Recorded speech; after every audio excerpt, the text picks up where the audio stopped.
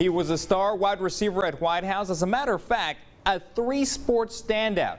Jake Parker went on to play football at TJC and Texas Tech. Then he entered the workforce, but his love for the game never went away. And as you'll hear from Garrett Sanders, he's now using the remainder of his eligibility to make an impact as a Howard Payne Yellow Jacket. Back when Jake Parker lined up alongside Dylan Cantrell with Patrick Mahomes as quarterback, it was hard to find a better show in East Texas than the Whitehouse Wildcats.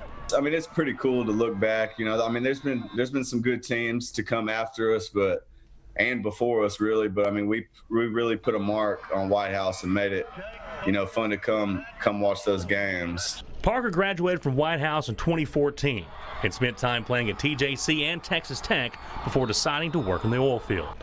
But right before the 2019 football season, Parker got the itch to play again. So he reached out to former Bishop Gorman head coach Kobe Gibson, who at the time was working for Howard Payne University in Brownwood. Gave him a call and asked him, you know, hey, do y'all have a spot for me, or can y'all give me an opportunity? And he said, yeah, sure, just come up for a visit next week. And so I came up there, and then it just went from there. He had some juice left, and he had some competitive spirit about him. And anybody that knows Jake Parker knows he's one of the biggest competitors that's ever come through East Texas. Parker hadn't played in 2.5 years and now had 2 weeks to get ready for a full season. But after his performance in 2019 as a Jacket, he has the opportunity to be a starting wideout in 2020.